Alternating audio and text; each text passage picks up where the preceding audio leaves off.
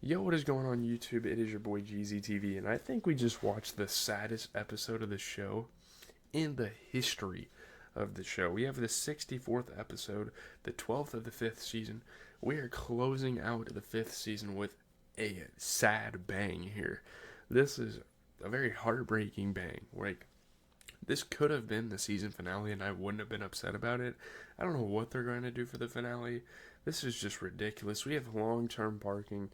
What a gut punch! Like this character death is probably one of the saddest in the entire series.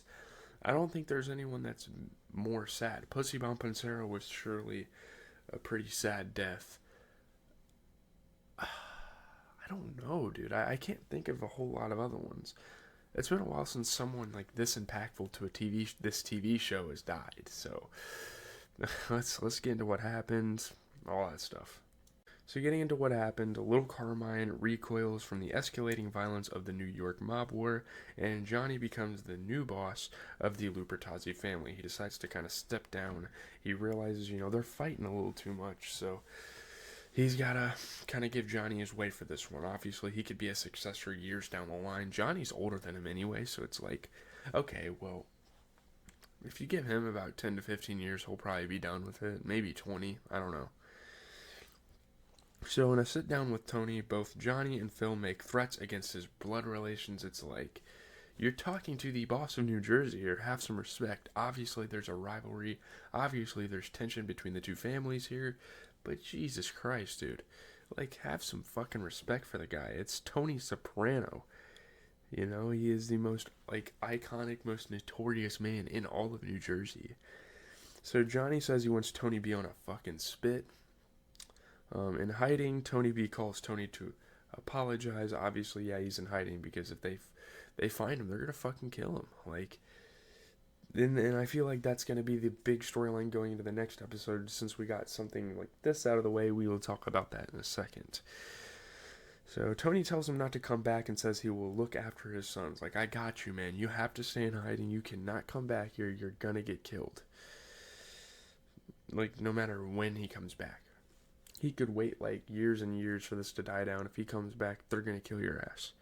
He further admits why he was not at the hijack where Tony B was arrested decades earlier, saying that he has always felt guilty. Now we're even.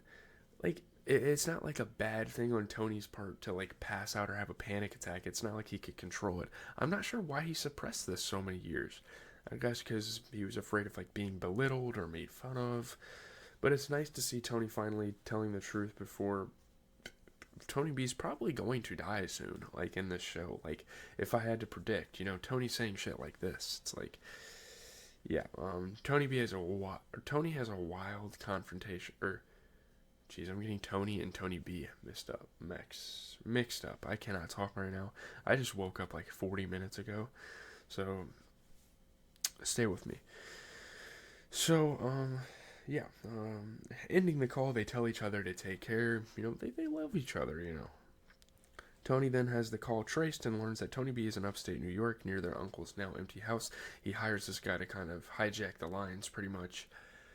And, yeah, he's really close to Uncle Pat's house. And he knows that no one's going to find him there because, well, Uncle Pat's now in a retirement home with his wife. So, yeah, Tony and Johnny meet alone. Tony says he knows where Tony B is and what has to be done. He knows that he has to be taken care of. Johnny refuses to let Tony handle it himself and states that Tony B will be at Phil's mercy. It'll be Phil's choice what happens to him. Tony subsequently refuses to give up Tony B's location, and the meeting ends in antagonism, a lot of hostility.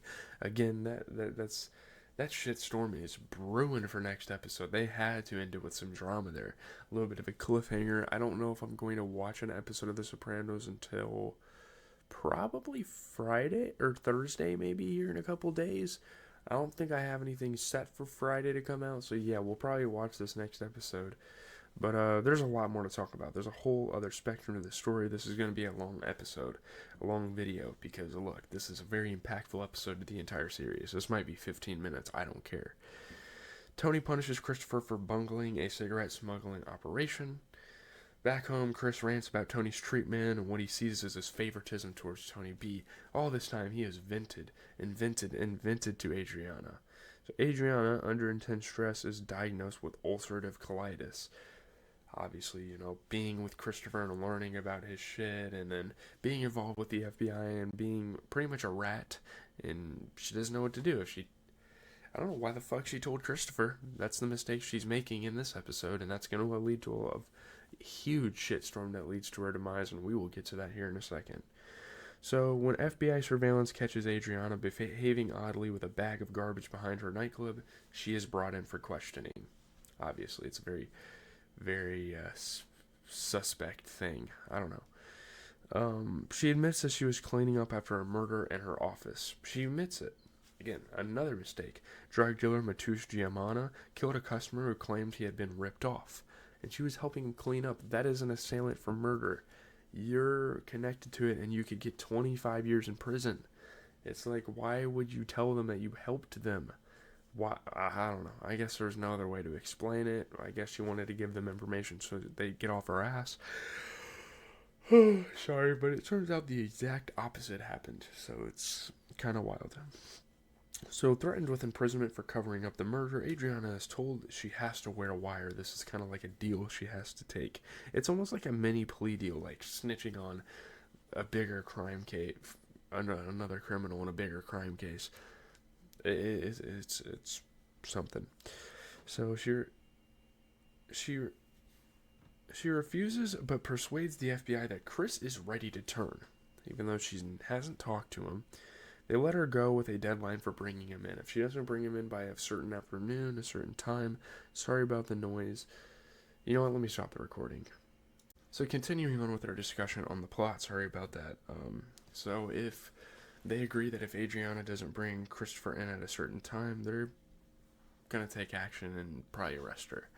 So when Adriana tells Chris she has been talking to the FBI, he reacts violently and begins to strangle her before he breaks down crying. There's just a whole mixture of emotions for Christopher here, because he realizes they're pretty fucked. Like, unless I guess he can comply and relocate, but he will never be looked at the same again. He can never return to Jersey again. And he loves Tony. He loves his mafia family as much as they pick on him and push him to the side at times. Like, come on, he'd rather do this than anything else. Like, he knows he was kind of born to do this. But they eventually agree to flee and start a new life. What a fucking plot twist, though. This is going crazy. So getting gas for his Hummer H2 the next morning, Chris pensively observes a poor family in front of the gas station, their meager possessions strapped to the roof of a rundown car, and he realizes that could be his fucking life if him and Adriana move on, and he realizes he has to fucking tell someone about this. Like, holy shit, man. Adriana soon receives a call from Tony telling her that Chris has made a suicide attempt. Sylvia will come to take her to the hospital. Yeah, suicide attempt. Crazy setup. Gets her worried, all that. She loves Christopher so much. So instead, he drives her to an area of deserted woodland, turns off the road onto a track, and stops. And the second this happens, like, when Tony first calls, you're like, oh shit. He knows, doesn't he? Well, he does. When they stop in the woodlands, it's like, yeah, I know exactly what's going to happen. This is classic Sopranos.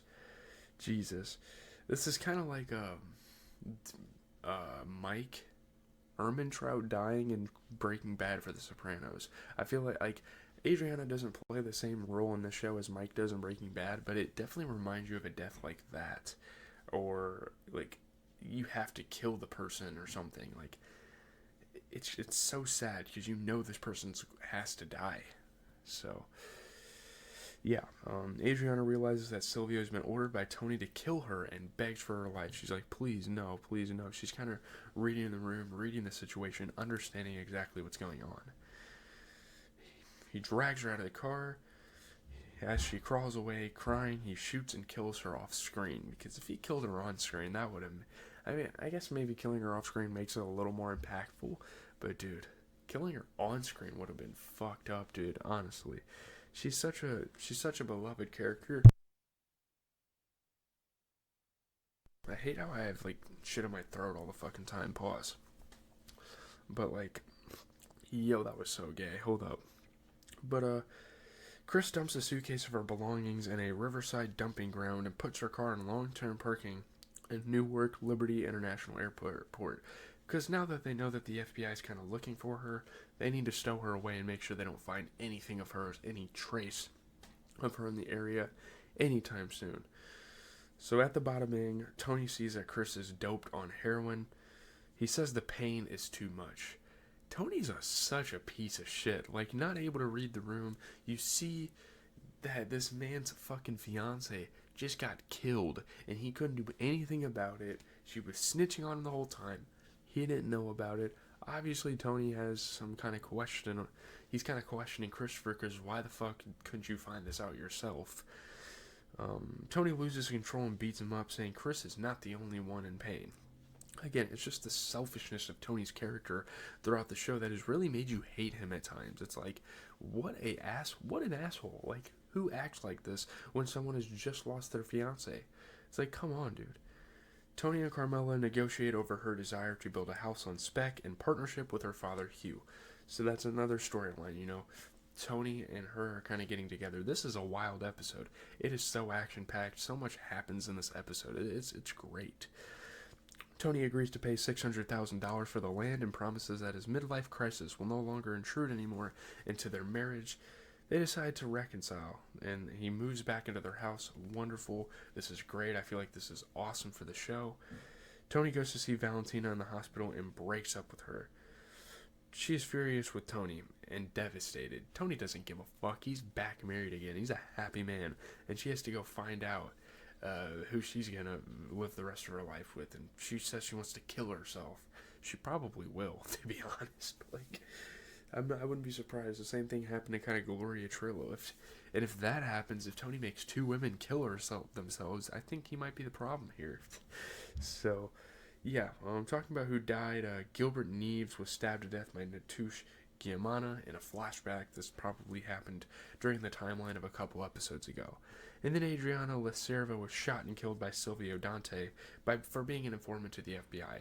It doesn't matter. There's no negotiations in the Mafia. If you're a rat, you're going to get fucking dealt with. That's just how it works. That's something we've learned this entire show run. Billy Leotardo's murder by Tony Blundetto, previously mentioned, only is shown in Phil Leotardo's flashback. So we did kind of discuss it. It was kind of off screen before, but now it's officially brought to light and the details are kind of brought up. So that's it. I was going to have a big discussion of the episode, but I feel like I did kind of talk about it a little bit. R.I.P. Adriana. That is so fucking sad. It's kind of wild that they decided to do that, and she decided to actually tell Christopher what was going on. I was super surprised by that, but man, this is a long episode. This was a beefy episode. A lot of shit happening. Yeah, I cannot wait for the season finale. It's going to be great. There's going to be a lot of fallout. There's going to be a lot of even more tension between Tony and Johnny, and, you know, finding Tony B. It's a whole fucked up mafia triangle we have going on. So I'm out, guys. I'm just going to end the video here.